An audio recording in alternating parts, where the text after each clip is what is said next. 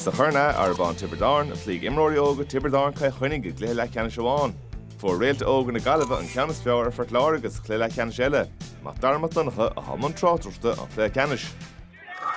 I gan Arrabawn ar na Gaillimh seo as na cína chorma ar na Tipperary. Tiobraid Árann an siúrí agus an am sugar des. Deir an táir a chat a chop. An rúthar a chop. Agus bloc an máid genta ag na Gaillimh. Bhí brú chorthain sin a Ciarán Gantley. Rís na Gaillimh Gaibh Cluiche tá sé fósta Tipperary se an trí iirecht agus ar deire chorthar ag Gantley. Gordas. Cuí láidir sé an seo. Teachta Ceannais, Conor captain na Gaillimh as cumann bhí bhfuilíosta. Chulhans go teagailte a Jeff. An búte teachta gáinil bre orthaíonn sin. Sne ón Mannion is ón Mannion. That's the heart agus í sin búte go háling ag Mannion on score.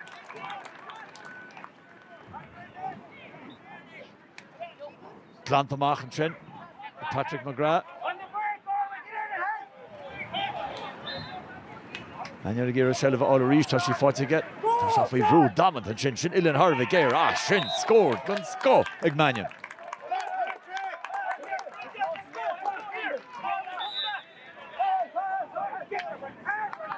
Siasanis, Shellef fights it. Bobby McLaughlin. McLaughlin goes all thrust in the parket. So she fought again Lon Tossach. Machine Pearl Mahorativ. So she puts it O'Shane. Obviously, puts it Jessica her thrust on. We should have thrust on a Tipperary.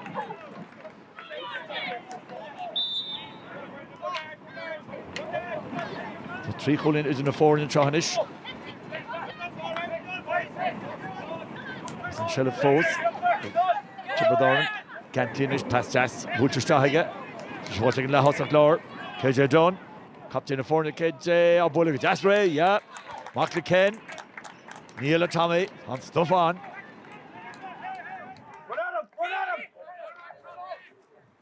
So, and Shell of Ceannais. Ken Boyle. Búltear give our counter to Mannion. Mahorativ. Tá fósta ag Mannion swinú tá cóil fáte ag fear an Craobh ón Mannion a Dennis Chris Ceannais héna 3 scóirilta ag a siúd agus ní le cheist seo an buchail conturteach nar hen slitar in ró. Blocail anmhaithe sin tá caiit an blocail a th bar fad. The KJ Dunn a rísnis tá sé go amachta Ilan Géirige búlanse í agus búlanse Creaney an scór. Frank Rama.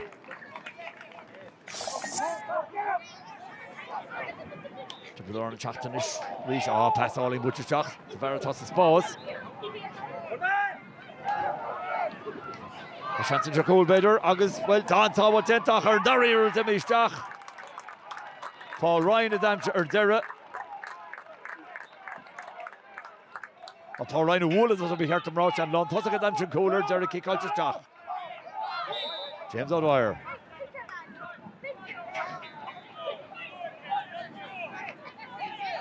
Butcher Shears, agus Shellef fought out Tiobraid Árann rís agus in Stallish an Oran ó Húl. So there a chop.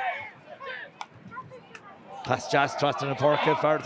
Doc said Vin Mior Chanar Belly to Horting Jas Foes. Should then chance. Agus how Cole scored this Correlta a Ciarán Gantley. Agus Tiobraid Árann in chun Keen and Ceannais. Or they go Jessica 3 came agus Oracher.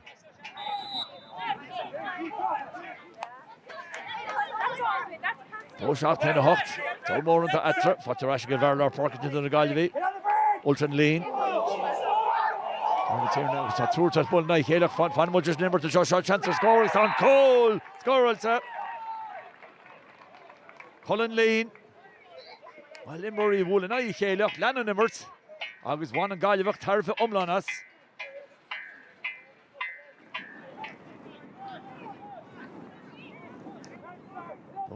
No, le dó seachtanis. Agus Timothy today. KJ Dunnerísh. Tá spás aige, tá chance aige, tá the right piece eile tá Spain mar goal. Agus tá goal scorilta. Ní he bullis. Loidir bhúlta riomh an na heel a bhúlta bobber a goal bara. Brandamid ríist. Bhí sé gardasteach an sin. I gimmocht leis, seantar cholí nach lense leis le na cheartort go agus an cool scoir ag dere.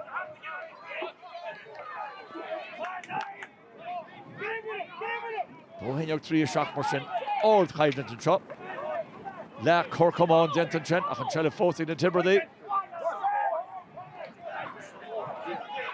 Wat is het ver contourtoch? Classic team ver Lord Parka. James Ryan agus James Ryan. Na 4-hour co-score.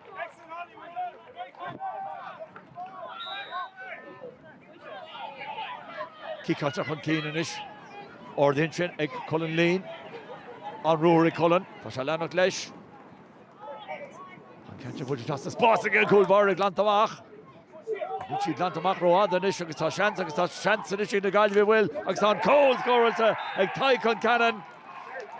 On over Buaicphointí. Beidir main na Tipperary rog ag ceach amach sin Glanta. A chunne se leis. Níor inar lína cool agus an cool score Tipperary Árann na teachta ríisina seo sí ceithre cholín chun deire. Cosint bhád denta. Ag leis na Gaillimh. Mór an denta Gaillimh faoi ís na cúpla bliain an nós. Seo sé seo mis na Craobh. Seid na ledvest min orlin jogan seo na taig an cannon ríis. Well an dara cúla teachta sí ag taig.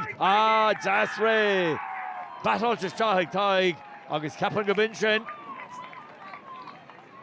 Cosint bhád ag tíomh amháin agus an sin críoch chumá céine ag tíomh eile. Shelf ag the Galway ríis. Can't búlta, tá sí fáte go gúil bára. Clantamach ag siúd. Is nádó bhearnach séitse agus an taction denta ag buachlaí óga an iarthar.